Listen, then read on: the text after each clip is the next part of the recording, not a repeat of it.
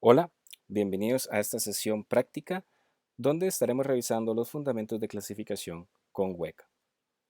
Inmediatamente entonces procedemos a abrir la herramienta, aquí donde ya previamente la teníamos instalada, y seguidamente, vamos a abrir el Explorer.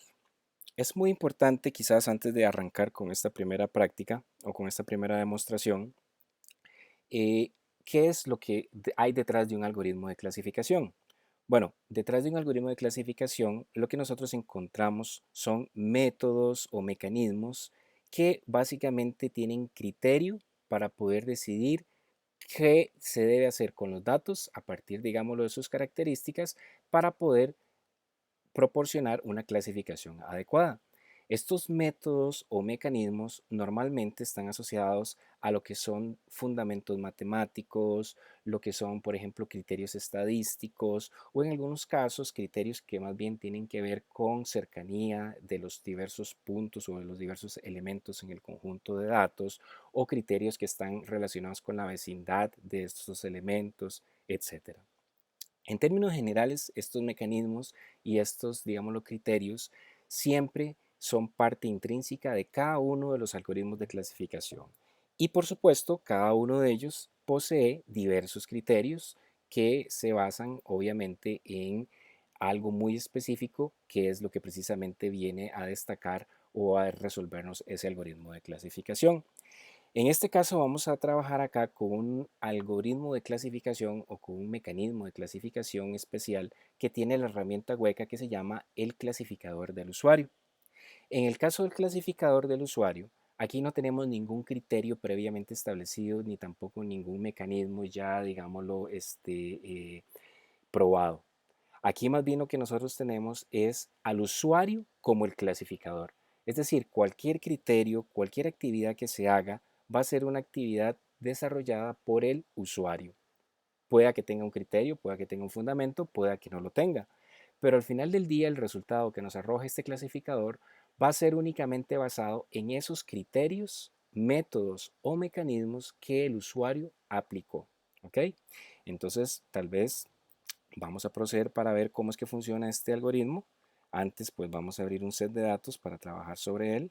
Y para eso vamos a abrir el set de datos llamado Segment Challenge. ¿Sí? Nos vamos a la sección de clasificación y aquí vamos a escoger el algoritmo de clasificación llamado User Classifier. Ese User Classifier se encuentra en la sección de Trees. Vemos que no lo tenemos por acá. ¿Ok? Esto es algo muy común que nos puede ocurrir en algún momento con la herramienta hueca y es que cuando se instala la herramienta hueca no siempre se tienen todos los algoritmos de clasificación instalados, digámoslo así, previamente. Normalmente se instalan los más básicos y algunos de ellos pues no se instalan como tal. Entonces lo que debemos hacer es ingresar, bueno, primero que todo salirnos de la herramienta del explorador e ingresar a la sección de Tools a lo que es el Package Manager. En el Package Manager ahí vamos a encontrar los diversos algoritmos de clasificación que tenemos o filtrado, sean los que tenemos instalados o los que están disponibles. En este caso vamos a colocar User Class de User Classifier, le vamos a dar una búsqueda y aquí lo encontramos. Lo vemos que vemos que lo tenemos disponible y lo que hacemos es ubicarnos sobre él mismo y darle instalar. ¿Ok? Aquí pues obviamente nos dice que lo va a instalar y le damos Yes. Esto, como les repito, es algo muy común. Probablemente vamos a tener que aplicar algoritmos en algún momento que no estén ya por defecto en la herramienta, entonces pues va a haber que buscarlos por acá e instalarlos manualmente. Vemos que aquí que el paquete se instaló pues correctamente. Nos salimos del Package Manager, volvemos a ingresar al Explorer, volvemos a escoger el set de datos, ¿ok? Que se llamaba Segment Challenge. Le damos pues por acá doble clic, nos vamos a clasificación, escogemos el clasificador, nos vamos a buscarlo a Trees y vemos que evidentemente ya está por acá. ¿Ok? Entonces recuerden, en términos muy generales, si ustedes buscan un clasificador o un filtrado o alguna herramienta que no se encuentre por defecto en el listado, sepan que pueden ingresar a lo que es el Package Manager y desde ahí instalarlo manualmente. Aquí le damos clic y básicamente ya lo tenemos acá cargado. ¿Ok? Antes de operar un poco el clasificador de usuario, creo que sería importante explicarles un poco estas opciones que tenemos de prueba. lo que se llama aquí los test options. Nosotros cuando vamos a probar un algoritmo de clasificación, pues evidentemente tenemos que definir cuál es nuestro set de training, cuál es nuestro set de pruebas, y eso pues algunas veces está definido, otras veces no lo está.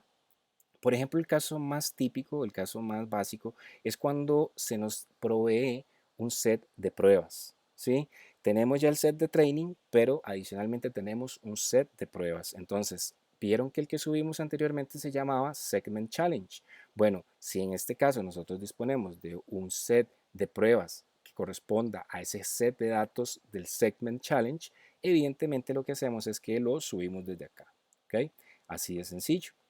Tenemos otro caso que es cuando más bien en lugar de tener un set de training y un set de datos y un set de testing, más bien lo que tenemos es un set de datos simplemente, y nosotros lo que debemos es partirlo en training y testing, ¿ok? Para poder lograrlo recurrimos a este que está acá que se llama el percentage split. Aquí básicamente lo que yo defino es un porcentaje que es exactamente donde voy a partir el conjunto de datos, donde este número que está acá, que en este caso vemos un 66, corresponde al porcentaje de entrenamiento y el restante corresponde al porcentaje de pruebas. En este caso vemos que entonces tenemos un 66% que corresponde al entrenamiento y tenemos un 34% que corresponde a pruebas. Esto sería el equivalente a tomar ese set de datos llamado Segment Challenge y tomar el 66% para entrenamiento y un 34% para pruebas. ¿Okay? Ese es el segundo, digámoslo, tipo más común. El otro tipo muy común que tenemos es el de usar el set de entrenamiento para medir al clasificador. Pues como ustedes saben, esto no es una buena práctica porque al final del día lo que me interesa es generalizar y generalizar sobre un set de pruebas. Entonces yo uso el set de training para entrenar a nuestro clasificador, pero lo mido con el set de pruebas. Esto digamos lo que no es una buena idea, medirlo con el set de training. Sin embargo, como hemos visto en clases anteriores, se vale hacerlo no para medir qué tan eficiente es el clasificador, sino más bien para determinar aspectos que se pueden presentar en una red de este tipo de aprendizaje, que sería como por ejemplo medir si hay overfitting. ¿Ok? Entonces eso es importante, y si queremos medir nuestro clasificador a partir del set de entrenamiento, simple y sencillamente optamos por esta opción y lo medimos a partir de ese set de entrenamiento. ¿Okay? Hay una cuarta opción que es la de cross validation, pero bueno, en este momento no la vamos a ver en detalle porque este es un tema que veremos con toda profundidad en la sección de validación propiamente. ¿Ok? Entonces de momento solamente sepamos que podemos utilizar en esta prueba, en esta sesión práctica, lo que es proveer el set de pruebas, usar el set de entrenamiento o más bien partir el set de datos en entrenamiento y pruebas. ¿Ok?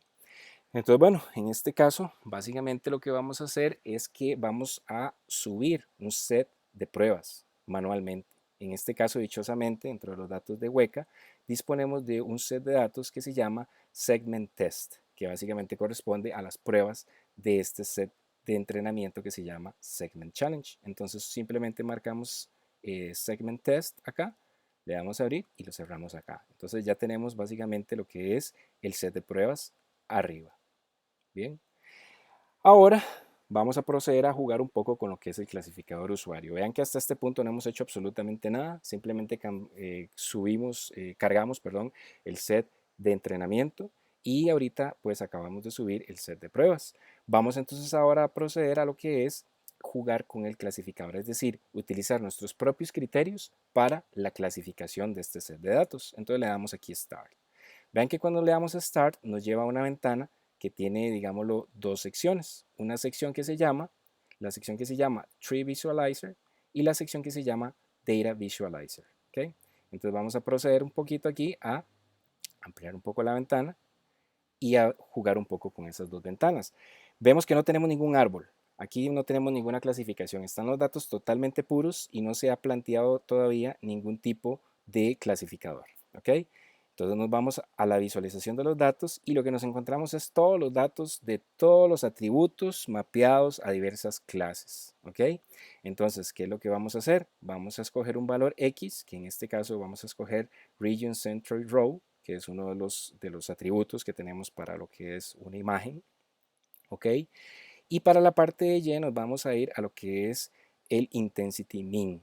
Vamos a buscarlo por aquí. Aquí lo encontramos. Y aquí tenemos un poco lo que es la distribución de los datos, ¿ok? Recuerden que aquí el clasificador soy yo. Aquí el clasificador, el criterio lo va a tomar el usuario. Entonces yo puedo de repente, bajo, digámoslo, algún criterio meramente visual, llamémoslo así, no un criterio ni siquiera técnico, empezar a decir qué clases tal vez no son tan importantes acá, ¿ok? Entonces, bueno, de repente voy a escoger aquí una sección rectangular y podría yo decir que tal vez esta sección roja que está aquí la voy a eliminar. Me parece que tal vez visualmente hablando no sea tan relevante para la clasificación. Recuerden que aquí no hay criterio técnico en este momento, es meramente visual. Entonces le doy submit. ¿Y qué sucede? Se ajustan los datos. Se eliminó esa clase y si nos vamos a ver el árbol de clasificación, vemos que ya están pasando algunas cosas. Ya tenemos una clasificación, de hecho ya tenemos una clase pura, solamente con el hecho de eliminar esa clase que vimos de color rojo. ¿Ok? Nos vamos de vuelta a lo que es la visualización de los datos y podemos continuar con la eliminación de algunas áreas. Por ejemplo, vemos esta que está acá. Podemos pensar en eliminar esta área de aquí o esta clase. ¿Okay? Nos venimos pues por acá, le damos submit y evidentemente se elimina esta parte de acá. Si nos vamos al visualizador del árbol, vemos que también se empieza a abrir el árbol y empiezan a darse nuevos criterios de clasificación. ¿Okay? Conforme yo voy eliminando ciertas clases, podemos posteriormente, por ejemplo, esta que está aquí, esta cafecita, que es como de color café, nos podemos venir pues por acá, tal vez pues por aquí, y decir que vamos a eliminar esta sección que está por aquí, le damos submit, y nuevamente vean que los datos se vuelven a ajustar, y en el árbol se vuelve a generar una nueva clase, perdón, una nueva clasificación, y vemos cómo se sigue abriendo el árbol de clasificación. ¿Okay? Nosotros pues continuamos, un criterio tal vez un poco agresivo podría ser eliminar todo esto que está pues por acá, toda esta sección de que es como un color como un celeste muy claro, entonces igualmente venimos pues por aquí, nos venimos por acá y le decimos que nos elimine toda esta parte de aquí. ¿Okay? Le damos submit y de nuevo los datos se vuelven a ajustar por acá. ¿Okay? Y seguimos viendo el árbol de clasificación cómo se sigue abriendo continuamente, cada vez que voy eliminando. ¿Okay? Bueno, tal vez esta partecita azul la podemos eliminar aquí. ¿Okay? Vean que aquí no tengo ningún criterio técnico, simplemente estoy eliminando visualmente. Considero aleatoriamente que estas clases azules, por ejemplo, no son relevantes para la clasificación. Técnicamente tal vez no lo sé, pero visualmente voy limpiando un poco el set de datos por acá. Aquí tenemos esta otra sección café que está por aquí. Igualmente la voy a eliminar. Por acá, digámoslo. ¿Okay? Y le doy submit. ¿Sí? Y vemos como el árbol aquí se va limpiando constantemente. ¿Okay? Aquí vemos que tenemos como algún tipo de zona donde las clases no están muy claramente definidas, pues no quiero que me metan ruido en la clasificación y simplemente igual las vuelvo aquí a eliminar. ¿Okay? Y me puedo quedar con esta parte que está acá. Si me voy al árbol de visualización, vemos claramente cómo pues definitivamente la clasificación se empezó a abrir y empezó ya a darme ciertos criterios que me van categorizando la salida dependiendo de esa, digámoslo, limpieza que hice yo de clases. ¿Okay? Supongamos que ahí estamos bien y vamos a llegar hasta ahí. ¿Okay? Entonces, ¿cómo es que yo le digo al clasificador que corra? Simplemente le doy acá clic derecho y le doy aceptar el árbol. En el momento en que le voy a aceptar el árbol, va a correr el algoritmo de clasificación y va a empezar a clasificar. Me voy a venir aquí arriba y voy a ver más o menos cómo anda el porcentaje de clasificación y vean que está más o menos en un 79%. ¿Ok? Nada malo, no está nada mal considerando que no apliqué absolutamente ningún criterio técnico. Simplemente como ustedes lo observaron, me basé un poco en la visualización, en eliminar algunas clases, lo hice pues de una manera bastante general, no fui tan detallista en ciertos aspectos, pero si fuese un poco más detallista y le dedico un poquito más, digámoslo, de minutos, de repente podría yo inclusive mejorar este 79%. ¿Ok? Entonces vean que es interesante porque este ejercicio y desde la perspectiva del clasificador de tipo usuario, lo que nosotros tenemos es la oportunidad de ser el clasificador por un momento y entender cómo funciona desde adentro en la herramienta hueca un clasificador. En este caso, les repito, sin utilización de criterios muy técnicos, pero básicamente algún criterio visual como para discriminar ciertas clases que podríamos asumir que no son relevantes. ¿Okay? En este caso, vean que parece que estuvimos bastante certeros en cuanto a esa selección, pero podrían darse casos donde definitivamente pues los resultados sean peores, ¿ok? Entonces, bueno, básicamente eso es un poco lo que corresponde a lo que es la clasificación o más bien el clasificador tipo usuario, ¿ok? Vamos a cerrar pues por acá clasificador y continuamos entonces ahora con el siguiente ejercicio. Bueno, la siguiente demostración más bien. Como vimos anteriormente, volvemos a abrir el explorador y abrimos el Segment Challenge por acá. Vamos a seguir usándolo para el siguiente ejercicio. Como vimos pues por acá, a nivel de lo que es la clasificación, yo, bueno, pues evidentemente escojo cuál es mi clasificador, ¿ok? Y yo tengo pues varias formas de probarlo. En este caso, pues lo que vamos a hacer es que el Segment Challenge lo vamos a probar con un clasificador específico. Y para ser exactos, bueno, vamos a utilizar igualmente el test, ya pues que disponemos de él, hagamos uso del mismo. Aquí lo subimos, ¿ok? Y vamos a correr este mismo set de datos, pero ahora con el clasificador J48, ¿okay? Que es tipo árbol, y aquí lo tenemos, J48, así como está con los datos que tenemos por defecto. A ver cuánto valor nos arroja. Lo corremos y vemos que nos da un resultado de 96%. No está nada mal ese clasificador, ¿sí? Está interesante.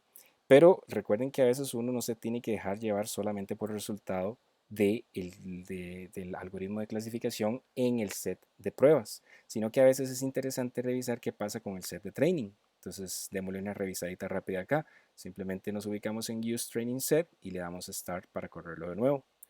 Vamos a verificar cómo está ese dato y vemos aquí algo extraño, ¿sí? Vemos que está en 99%.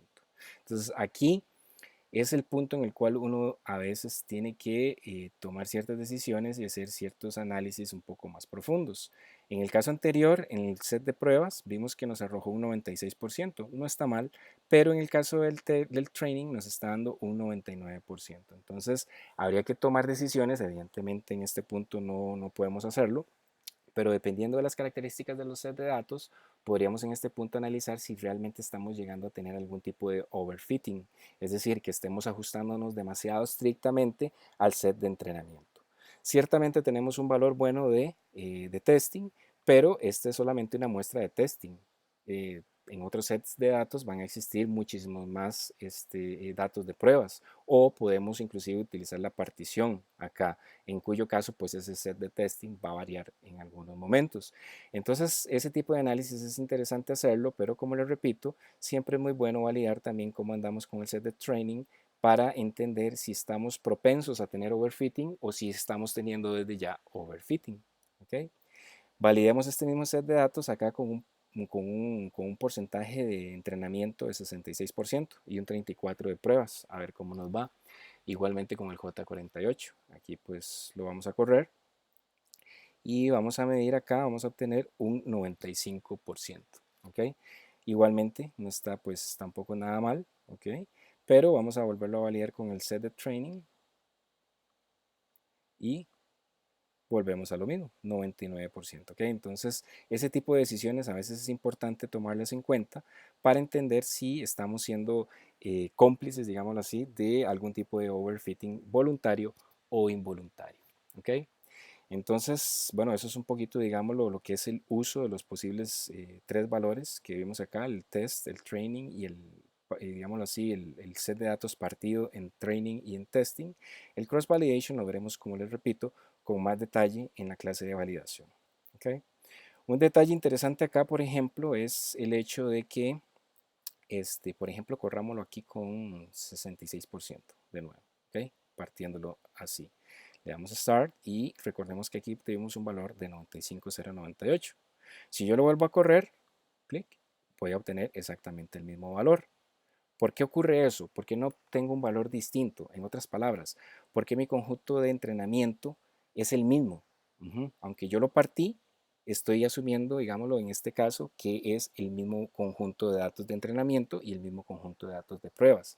Bueno, eso ocurre porque la herramienta por defecto, o en realidad cualquier algoritmo de clasificación, a la hora de ejecutar este partimiento, llamémoslo así, lo que ocurre es que se crea un número que se llama el número random. Entonces, ese número random, lo que hacen muchos algoritmos de clasificación es que lo mantienen fijo.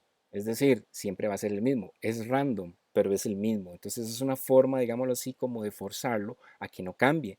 ¿Para qué es importante que no cambie? Pues precisamente para esto, para que cada vez que yo ejecute el algoritmo de clasificación, mi conjunto de datos de entrenamiento y mi conjunto de datos de pruebas tampoco cambien y yo siempre obtenga, obviamente, el mismo resultado, como lo vemos acá, 95-98, en todas las veces que lo he corrido.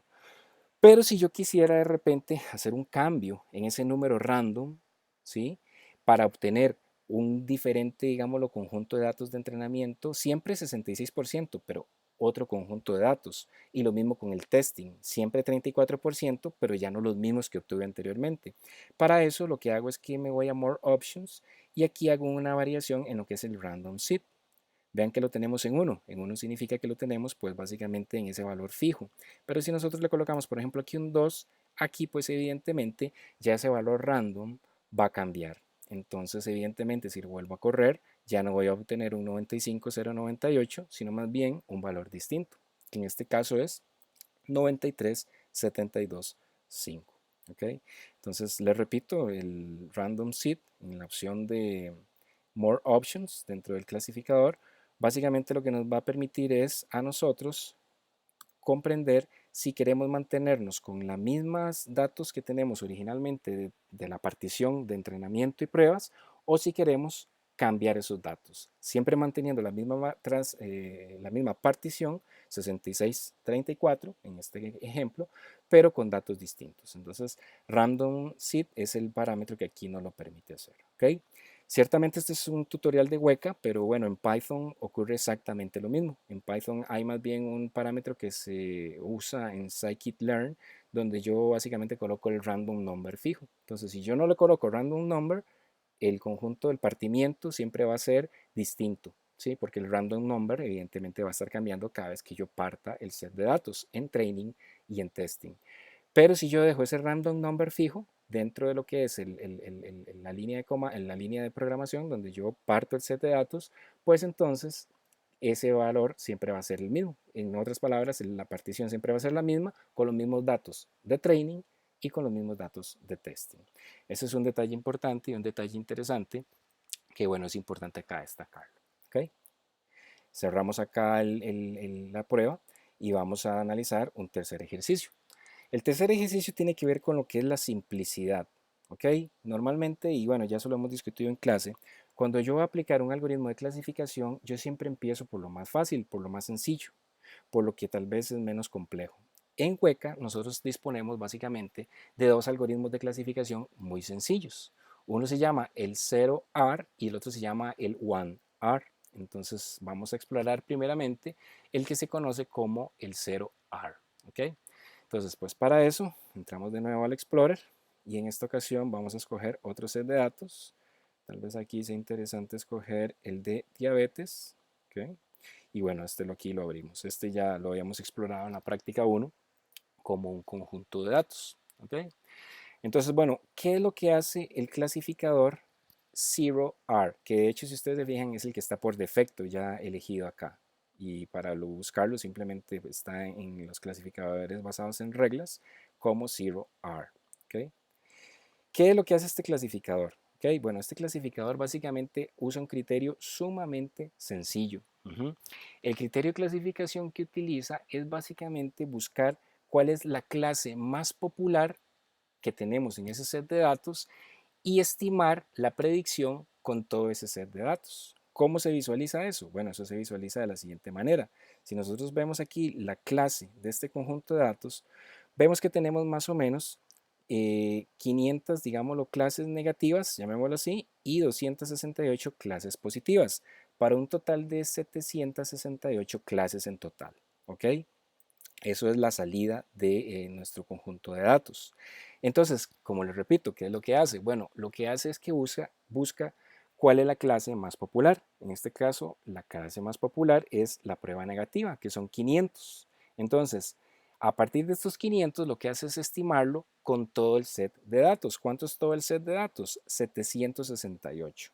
Entonces, si nosotros validamos 500 de 768, es aproximadamente un 65%. Entonces, eso es básicamente lo que hace este clasificador.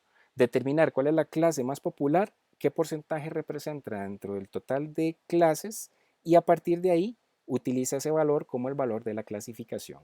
Entonces vemos que si nos vamos acá a clasificación y corremos el 0R desde acá, aquí bueno, aquí lo que vamos a hacer tal vez es correrlo como un split de 66, le damos aquí Start y aquí vemos que básicamente nos manda un 68% en la precisión. Ese valor es básicamente un valor muy cercano a 65. Ahí lo que el sistema nos está indicando es básicamente, ok, si yo tomo la clase más popular y la estimo con todo el set de datos, el clasificador 0R básicamente me va a dar un valor cercano a ese 65% o a esos 500 de 768.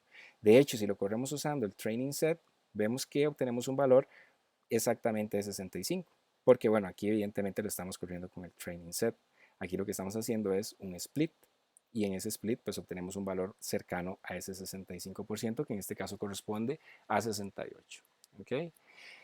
En muchas ocasiones, iniciar con un clasificador sencillo como 0R es una buena idea, pero en otras ocasiones tal vez de repente no sea una tan buena idea. En este caso, por ejemplo, obtenemos un 68%. Si nosotros este mismo set de datos lo comparamos, por ejemplo, con otros clasificadores, por ejemplo, digamos, no sé, vámonos con el J48, que ya lo habíamos visto hace un ratito, con otro ejemplo. Si lo corremos, vamos a obtener un valor de 76. Vean que es todavía mejor que el 68 o 65 anterior que pudimos alcanzar. ¿Okay? Veámoslo, por ejemplo, con un clasificador Naive Bayes, que vamos a ver más adelante en la próxima clase, pero desde ya podemos utilizarlo por acá, solamente para efectos de pruebas, 77%. Inclusive el Naive Bayes es mejor. ¿Ok? Y si buscamos tal vez otro clasificador, como por ejemplo el clasificador de IBK, que como vamos a ver en un instante, el IBK no es nada más ni nada menos que el KNN, que ya vimos en clase, el k-décimo vecino más cercano. Aquí vamos a ver qué valor vamos a obtener y obtenemos un 72, más bajo que los dos anteriores J48 y Naive Bayes, pero ciertamente más alto que 68% obtenido por el 0R Classifier. ¿Ok? Entonces, ¿qué conclusión llegamos acá con este ejercicio? Bueno, en este caso el 0R tal vez no es la mejor alternativa, pero es importante a veces empezar por ahí para darnos cuenta que efectivamente no es la mejor alternativa. ¿Ok? Vamos a encontrarnos con casos donde de repente sí es una buena alternativa. ¿Ok? Entonces, para eso vamos a buscar un set de datos que tenemos por aquí, que es un set de datos bien interesante que se llama Supermarket, que de hecho lo vamos a aplicar en ciego, no vamos a analizar este set de datos, simplemente lo vamos a aplicar para ver el ejemplo y la funcionalidad del clasificador 0R. Y bueno, nos venimos aquí a clasificación, buscamos aquí el percentage split, le damos el 0R, le damos aquí y vemos que nos arroja un valor de un 62%, así como está, ¿ok? 62, 68. Si nosotros, por ejemplo, aquí utilizamos otro clasificador como el Naive Bayes, le damos aquí, vemos que obtenemos un valor, de hecho, prácticamente es el mismo, 62, 68. Entonces vean que aquí en este caso ya el valor pues va tomando forma. Ya aquí sí tenemos un 62, 68, cercano a lo que obtuvimos con el 0R. ¿Okay? Si escogemos otro clasificador como el J48 de repente, veamos a ver qué ocurre, un 62, 68. Obtenemos exactamente los mismos valores, ¿ok? Con ese conjunto de datos. Significa que entonces el clasificador 0R es comparable con lo que nos dan los otros clasificadores, ¿ok? Aquí, pues, lógicamente, si escogemos otro clasificador como el clasificador KNN o el IBK, como se especifica acá, Aquí lo vamos a correr y vamos a toparnos con la sorpresa de que, bueno, toma algún rato en ejecutarse. Y yo creo que es un buen momento para recordarles lo que ocurría con KNN, una de las cosas, de los aspectos que hablamos de que tal vez no eran a veces muy positivos, y es el hecho de que cuando yo tengo muchas instancias, el algoritmo de clasificación KNN resulta ser un poco lento, como lo acabamos de ver acá. Y aquí pues obtenemos el resultado. Vean que el resultado simplemente es pésimo, 38%. ¿Ok? Conclusión que llegamos con este ejercicio, pues evidentemente Zero R es comparable con los valores que obtenemos con los otros clasificadores. Por lo tanto, vale la pena considerarlo como la primera alternativa ante un escenario de este tipo. ¿Okay? Entonces, Zero R, ese es básicamente un clasificador de los más básicos y de los que generalmente se recurre para este tipo, digámoslo, de primeros pasos con la clasificación. Hay un segundo clasificador que se llama el One-R. Entonces vamos a ver un poquito qué es lo que nos hace ese One-R. Bueno, primeramente vamos a abrir algún set de datos. Vamos a abrir tal vez para este ejemplo lo que es el Weather Nominal. No el Numeric, sino el Nominal. Y bueno, aquí recordamos cómo era este set de datos. ¿Okay? ¿Qué es lo que hace One-R? Bueno, a diferencia de Zero-R, que como vimos anteriormente, lo que hace es que busca la clase más popular y la estima con todo el set de datos, One-R lo que hace es otra cosa muy distinta. ¿Ok? Para ver qué es lo que hace, vamos a ver un poquito la tabla de este set de datos, que recordémoslo, pues son características del clima, como la temperatura, la humedad, la ventosidad y la decisión de que si se sale o no a jugar. ¿Ok? Eso es un poco lo que hace. Bueno, pero ¿qué es lo que hace el, por ejemplo, el clasificador One-R? Bueno, el clasificador One-R lo que hace básicamente es que él viene y verifica para cada atributo, ¿ok? Con sus respectivos valores, qué tan seguido corresponde a una clase, es decir, a un yes o a un no, ¿ok? Por ejemplo, para Outlook, analiza cuántos Sony pertenecen a no, cuántos Overcast pertenecen a yes, cuántos Rainy pertenecen a yes, y ahí va haciendo ese tipo de mapeo. Como les repito, determinando cuándo cada atributo, más bien para cada atributo verificando qué tan seguido corresponde a una clase. Y bueno, pues para eso se ejecutan una serie de reglas y esas reglas van a tener un error o un porcentaje de error. ¿Ok? Al final del día se hace un mapeo de todas esas reglas y se selecciona la regla que tenga el menor error. ¿Ok? Eso tal vez es un poquito más fácil de verlo con esta tabla que vemos acá. Aquí, por ejemplo, vemos los diferentes atributos que acabamos de ver en la tabla. ¿Ok? Y bueno, definitivamente aquí lo que hacemos es, entonces, vamos a hacerla un poquito más pequeñita para tenerla por acá. Aquí lo que hacemos es mapear entonces definitivamente cada atributo y determinar esa regla, el error y tener un error total. Entonces, por ejemplo, en el caso de Outlook, Sony pertenece a la clase no 3 veces de 5. Es decir, el error es 2 de 5 porque 2 van a ser yes. En el caso de Overcast, pertenece a yes 4 veces. 4 de 4. Eso significa que no tenemos ningún error, no tenemos ningún overcast que valga no cuando la clase es yes. Lo mismo con Rainy. Rainy, cuando es que se mapea a la clase yes. Bueno, se mapea a la clase yes 3 veces. ¿Y por qué el error es 2 de 5? Bueno, porque en 2 ocasiones corresponde a no. ¿Ok? Entonces aquí básicamente es lo que se hace la ejecución de estas reglas y así se hace para cada atributo. ¿Ok? Al final lo que se hace es que se estiman los errores totales, como lo vemos acá. Y vemos que en los errores totales, aquí tenemos un empate entre Outlook y humedad. ¿Okay? Entonces el algoritmo como tal, lo que varía en este caso One-R es escoger o a Outlook o a Humidity, cualquiera de los dos, ¿okay? Porque los dos obtuvieron un margen de error bajo. Probablemente sea Outlook por ser el primero que él tal vez está corriendo. Entonces lo que hacemos es que nos venimos por acá, nos venimos a clasificador, lo vamos a escoger, le vamos a poner 1R, ¿sí? Vamos a hacer un porcentaje aquí de partida de 66 de entrenamiento y le damos a Start y vean que obtenemos un valor horrible, 40%. Ciertamente la clasificación no fue buena, pero si verificamos acá arriba vemos que evidentemente el criterio que escogió para el modelo de clasificación fue el que vimos arriba de Outlook, ¿ok? Basado precisamente en ese criterio de que para cada atributo verifica qué tan seguido corresponde la clase, ¿ok? Se crean las reglas y seleccionó la de menor error. ¿Cuál fue la de menor error? Outlook, ¿ok? Entonces, eso es un poco el criterio que utiliza el clasificador OneR, ¿ok? Esto es claramente una explicación, digámoslo, pues bastante general de cómo es que funciona el algoritmo, ¿ok? Pero ciertamente observen que no estamos encontrando pues un porcentaje de clasificación, bueno, de hecho es bastante malo, 40%. Entonces tal vez podemos proceder aquí a buscar otro algoritmo de clasificación. Tal vez podemos aquí buscar a diabetes, que es el que estábamos viendo, ¿sí? Y vamos a clasificarlo con el algoritmo de OneR, a ver cómo nos va, ¿ok? Lo hacemos igual, partiéndolo en 66% de entrenamiento, le damos acá y vemos que obtenemos un 75%, ¿ok?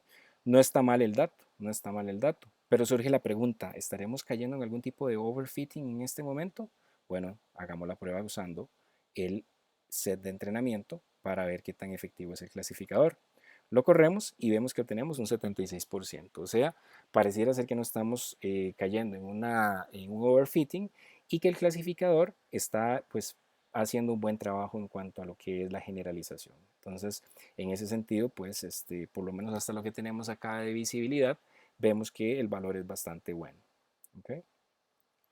Perfecto, entonces eso es un poquito lo que hace el clasificador OneR. Como lo repito, ZeroR y OneR son dos clasificadores básicos que se recomienda siempre ejecutarlos por, digámoslo, en las primeras pruebas que se ejecuten, ¿sí? Que se hagan. Eh, Hay un criterio en este tema de data mining que dice que generalmente los clasificadores o los criterios más elementales son los que mejor funcionan. Bueno, eso ocurre con mucha frecuencia. Entonces, empezar por 1R o por 0R, básicamente pues es una buena idea que se les recomienda pues bastante antes de meterse con algoritmos que tal vez sean un poco más complicados. ¿Okay? Y bueno, ya para finalizar, tal vez es interesante mostrarles un poco lo que hace el algoritmo de clasificación KNN, o como lo vemos acá, IBK, Instance Based Learning, K, que es básicamente como en Hueca le llaman al algoritmo del késimo vecino más cercano. ¿Okay? Entonces, bueno, procedemos acá a abrir lo que es propiamente un set de datos para verlo en acción. De repente aquí tal vez Glass sea un buen set de datos para empezar. Nos vamos al algoritmo de clasificación y buscamos en los lazy lo que es el IBK o el Instance Based Learning K, conocido popularmente como KNN o el késimo vecino más cercano. ¿Okay? Lo escogemos pues por acá. Por defecto el valor de K, como recordarán, pues es el valor que varía en este algoritmo. Bueno, aquí es de un 1 el valor de K. Y lo que hacemos es que, bueno, lo corremos desde acá, utilizando igualmente un porcentaje de entrenamiento de 66% y un 34% de pruebas. ¿Okay? Entonces lo corremos y aquí encontramos que nos arroja un valor de 67%.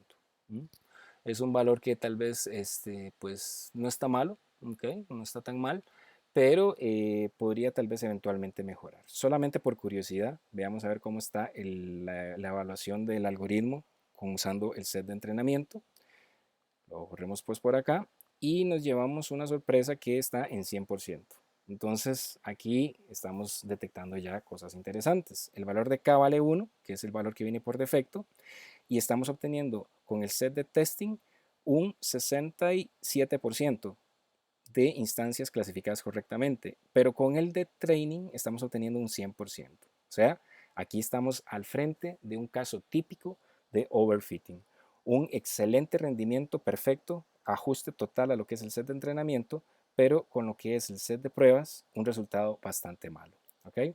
Entonces, pues inmediatamente lo que podemos hacer acá es de repente jugar con los valores de K y vamos a hacer una modificación acá. Ingresamos aquí a donde está el algoritmo y el valor de K lo modificamos de 1 a un valor de 3. Le damos OK y lo corremos. Vamos a ver cómo ese dato se comportó. Un 63%, eso es todavía menos de lo que obtuvimos anteriormente si aumentamos el valor de K. Pero si analizamos el set de training, vemos que tal vez ya no estemos en el 100%, sino que ahora más bien bajamos a un 80%. Igualmente seguimos teniendo un overfitting y tal vez lo más crítico acá es que el valor de la clasificación no es nada bueno y está tendiendo a bajar. Entonces, bueno, son aspectos que debemos analizar como parte del análisis del estudio de los datos como tales. ¿Ok? Cambiémoslo aquí tal vez a otro valor. De repente utilicemos aquí, no sé, usamos un 15 tal vez, para ver cómo nos va. ¿Ok? Lo corremos acá con un 66% de entrenamiento y obtenemos un valor de 54%. Definitivamente se nos fue al suelo la clasificación. ¿Y qué pasa si usamos el training set? Estará menor de 80, estará mayor de 80, bajó a un 66%. Entonces, vean que esto es como un balance de entender dónde es que está el punto en cuestión y bueno, también por supuesto entender si el algoritmo en cuestión nos hace sentido. En este caso lo que estamos dándonos cuenta es que si usamos un valor muy bajo de K, estamos obteniendo un porcentaje aceptable, digámoslo, de instancias clasificadas correctamente utilizando el set de testing, el set de pruebas, pero tenemos un overfitting espantoso, de hecho un overfitting total, 100%, ¿sí? Entonces, en ese sentido, tal vez valga el uso o valga la práctica de probar diferentes valores de K, pues para determinar si en algún momento podríamos obtener eventualmente ese balance, que sería un dato, un resultado de instancias clasificadas correctamente con el set de pruebas aceptable, de la mano de un resultado de instancias clasificadas correctamente con el set de entrenamiento que también esté aceptable, es decir, que esté balanceado con el resultado que obtuvimos con el testing y que no caigamos en overfitting, ¿sí? Pues por supuesto, si ambos se van a equilibrar en valores pésimos como de 40%, pues claramente ahí lo que tenemos es un caso de underfitting, porque más bien en el underfitting, recuerden que el resultado del set de training y el set de testing es pésimo en ambos casos, ¿ok? No como en el overfitting, donde más bien el set de training nos arroja un resultado prácticamente perfecto, ¿ok? Entonces, bueno, eso es un poco, digámoslo, lo que se puede hacer con lo que es el algoritmo de IBK o KNN, como popularmente se le conoce. ¿Ok? Entonces, bueno, ahora con este tutorial, básicamente el objetivo era ese, mostrarles un poco las particularidades que tenemos en cuanto a lo que es los algoritmos básicos de clasificación y jugar un poco con algunos aspectos. Ahora pues lo que procede es la práctica y bueno, mucha suerte con la práctica y esperamos que bueno, la información haya sido pues obviamente de interés y que haya aportado al conocimiento en lo que es minería de datos en estos primeros pasos con clasificación. Así que muchas gracias por su atención y nos vemos pronto. Chao.